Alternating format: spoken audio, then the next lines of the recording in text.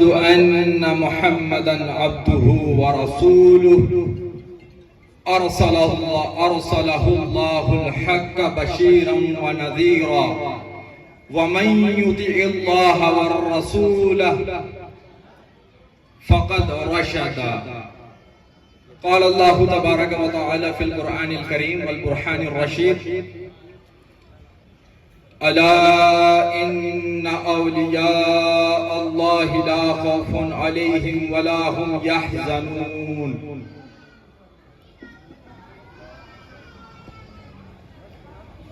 صدق الله مولانا العظيم الكريم وصدق الرسول الأمين المتين الكريم ونحن على ذلك لمن الشاهدين والشاكرين.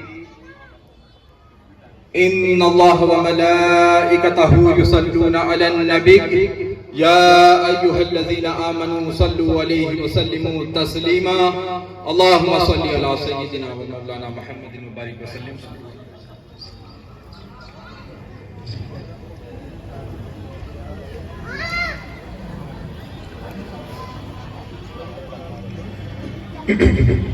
لی خمسۃ اطفی بہا حر الوباء الحاطمہ المصطفیٰ والمرتضیٰ وابناہما والفاطمہ.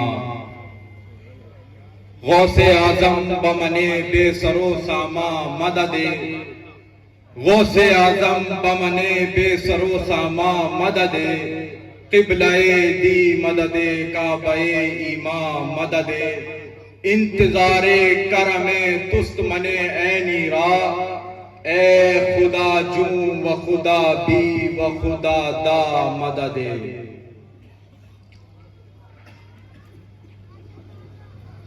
کس زبان سے ہو بیان مدح شان اہل بیت، کس زبان سے ہو بیان مدح شان اہل بیت. شاعر جو ہیں اعلیٰ حضرت کے چھوٹے بھائی امام حسن رضا کے اشعار ہیں کہ کس زبان سے ہو گیا مدح شان اہل بیت، مدح گوئے مصطفیٰ ہے مدح خوان اہل بیت. ان کی پاکی کا خدائے پاک کرتا ہے بیان، جن کی پاکی کو خدائے پاک کرتا ہو بیان. آیت تطہیر سے ظاہر ہے شان اہل بیت، آیت تطہیر سے ظاہر ہے شان اہل بیت. اور آگے لکھتے ہیں ان کے گھر میں بے اجازت جبرائیل آتے نہیں. اللہ اللہ کیا گھرانہ ہے.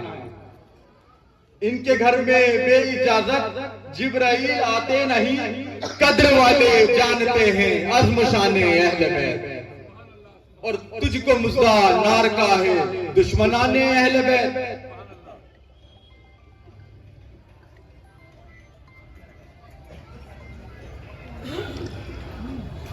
آج جیسا کہ تمام لوگوں کو معلوم ہے کہ آج اس محفل کا انعقاد کیا گیا رمضان المبارک کے اس رحمتوں اور برکتوں والے عظیم مہینے میں.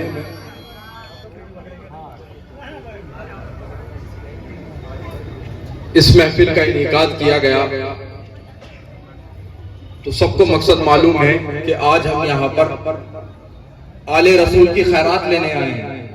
معلوم ہے نا سب کو یہ عرس میں آنے کا مقصد، اللہ کے ولی کے عرس میں آنے کا مطلب، آل رسول کی چوکھٹ پہ آنے کا مطلب خیرات لینے آنا. تو میں آپ سے ادباً گزارش کرتا ہوں کہ ادب کے ساتھ اور بڑی توجہ کے ساتھ میری اس چھوٹی سی گفتگو کو بڑی توجہ کے ساتھ سنیے گا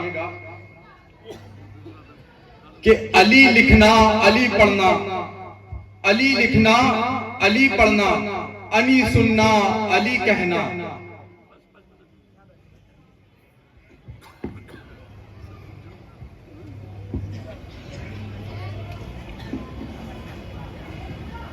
علی لکھنا علی پڑھنا، علی کہنا علی سننا.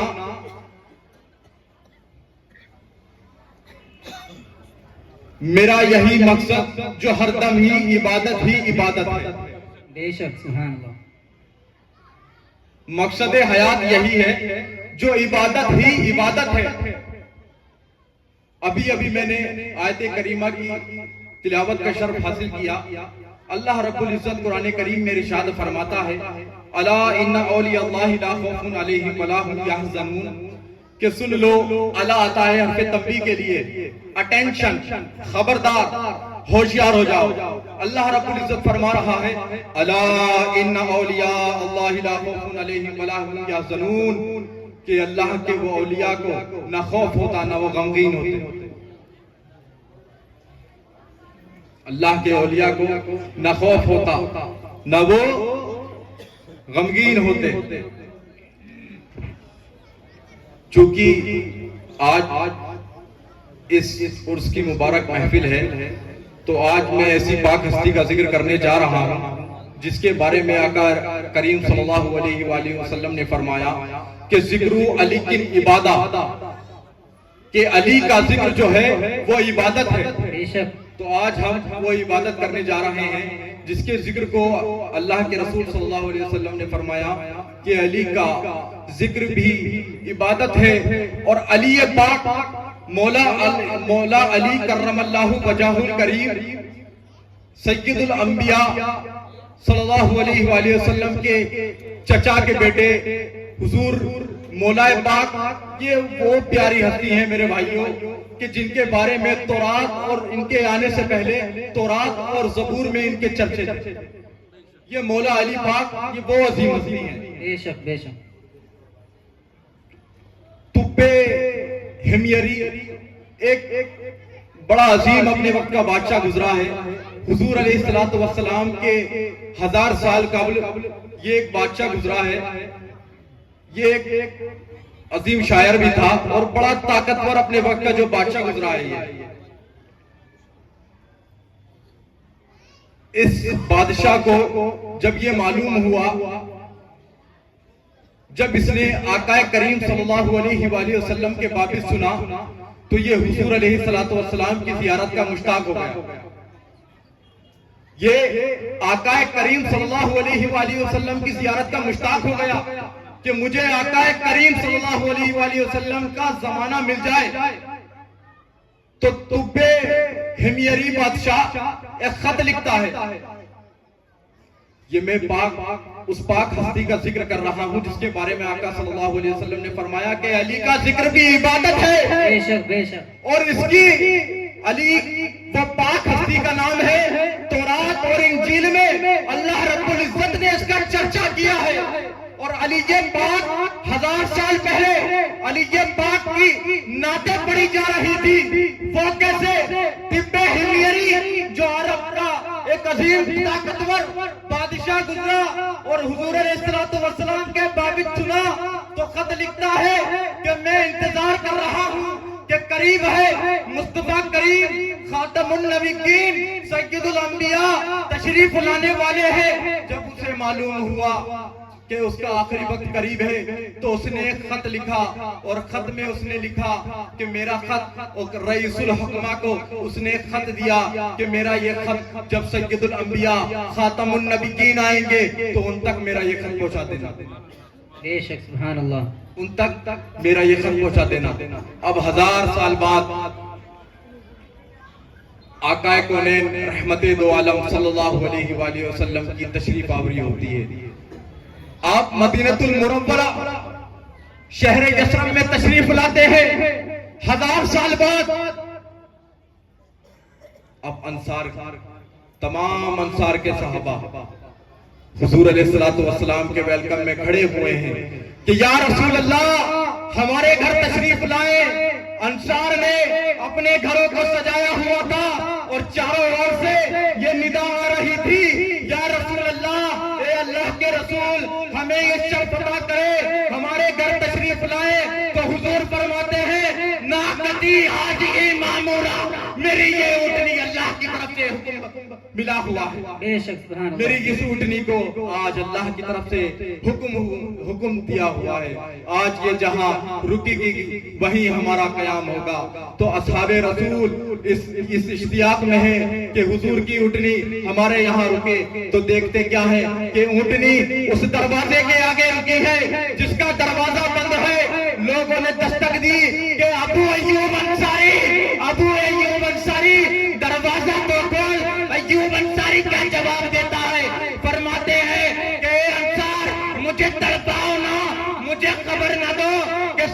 الانبیاء سید الانبیاء کسی سردار کے گھر میں قیام پذیر ہو گئے تو سب ایک آواز میں جواب دیتے ہیں کہ ایوب انصاری باہر آ کے تو دیکھ، رحمت دو عالم تیرے گھر کے بعد تشریف فرما۔ ابو ایوب انصاری باہر آ کے تو دیکھ، تیرے گھر کے باہر رحمت دو عالم تشریف فرما ہے۔ حضور علیہ السلام حضرت ابو ایوب انصاری رضی اللہ تعالیٰ عنہ کے گھر میں داخل ہوتے ہیں اور آپ نے فوراً کہا کہ ابو ایوب انصاری مجھے وہ خط دے جو نسلاً بعد نسلاً چلتا ہوا آ رہا ہے، جو طب حمیری نے میرے لیے لکھا ہے۔ تو اس میں لکھا کیا تھا برادران ملت اسلامیہ؟ اس میں یہ لکھا ہوا تھا کہ میں ایمان لاتا ہوں یا رسول اللہ، اگر میں آپ کا زمانہ نہ پاؤں تو میں نے لکھ دیا ہے کہ میں آپ پر ایمان لاتا ہوں اور میں آپ کا پہلا امتی ہوں۔ اب شاعر بھی تھا، اب طب حمیری ایک عظیم شاعر بھی تھا، اب اس نے اشعار کیا لکھے؟ توجہ فرمائے، اشعار لکھتا ہے کہ طب حمیری اگر تو حضور کا زمانہ پاتا تو کیا کرتا؟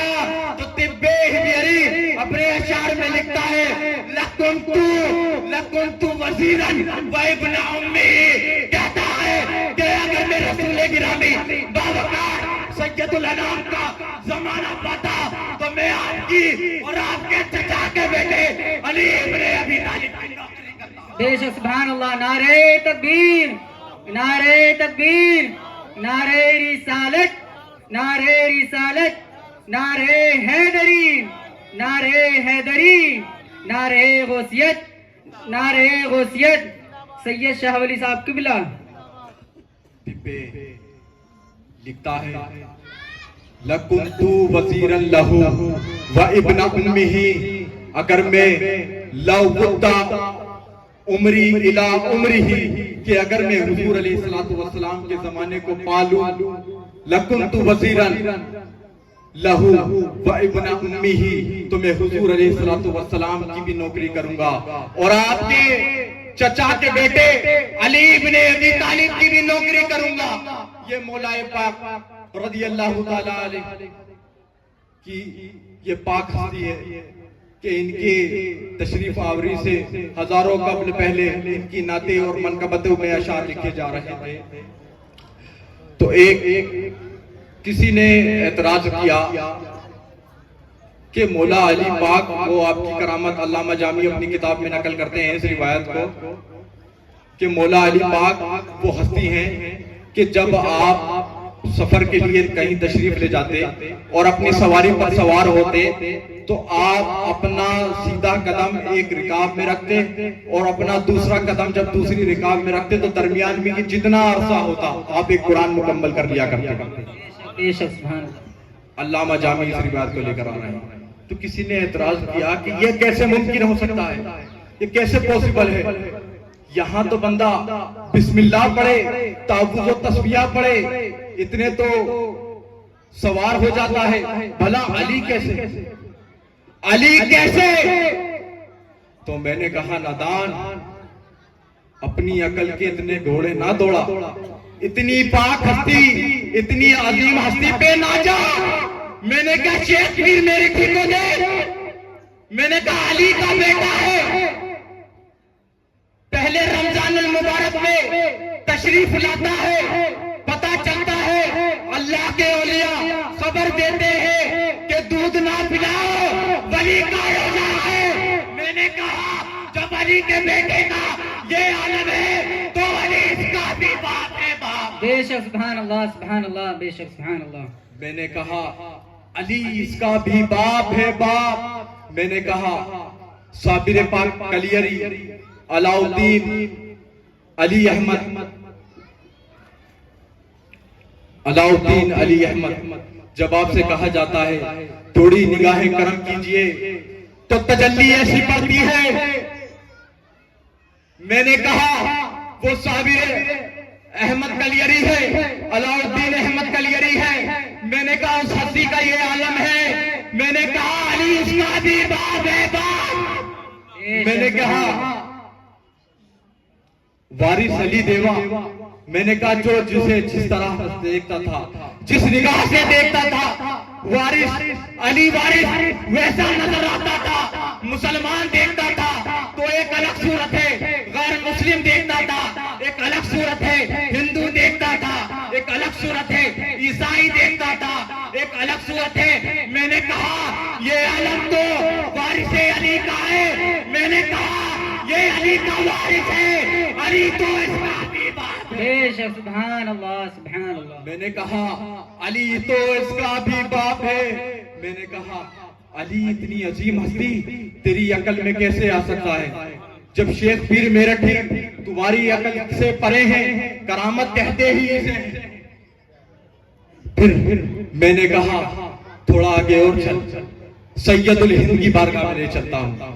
میں نے کہا خواجہ غریب نواز رضی اللہ تعالی عنہ انا ساگر کو پیالے میں لیا اور آپ نے قیامت تک مسلمانوں کا یہ شبہ اور منافقین کا نہ مسلمان کو تو یہ شبہ ہو ہی نہیں سکتا، منافق کا، خارجی کا، نازوی کا یہ شبہ دور کر دیا کہ کربل میں میرے بابا کو ادنا نہ سمجھنا، یہ تو غریب نواز حسین کی اولاد کا یہ عالم ہے، وہ تو آقا ہے آقا۔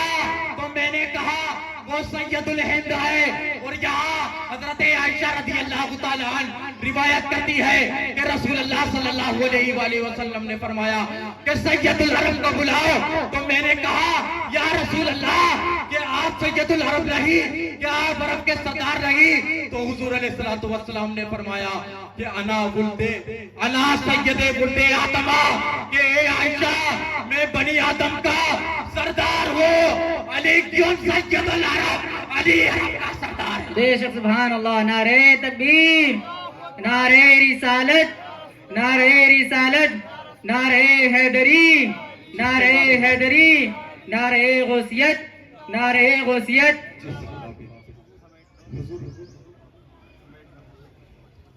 حضور فرماتے ہیں کہ علی سید العرب ہے، اور یہاں علی کا بیٹا سید الہند یعنی ہند کا راجہ، ہند کا سردار۔ میں نے کہا جب ہند کے سردار کا یہ عالم ہے تو علی اس کا بھی باپ ہے باپ۔ میں نے کہا تھوڑی آگے اور چل، محبوب سبحانی حضرت عبد القادر جیلانی رضی اللہ تعالیٰ عنہ، جس کے باب تعالیٰ حضرت لکھ رہے ہیں کہ میری گردن میں بھی ہے دور کا ڈورا تیرا، اور قسمیں دے دے کے کھلاتا ہے تجھے پیارا اللہ تیرا، چاہنے والا تیرا۔ وہ غوث اعظم رضی اللہ تعالیٰ عنہ جو مردے پر ٹھوکر لگائے اور کم باذن اللہ کی ندا آئے تو حال یہ ہوتا ہے، نتیجہ یہ آتا ہے کہ مردے بھی اللہ کے حکم سے زندہ ہوتے ہیں۔ میں نے کہا علی اس کا بھی باپ ہے باپ۔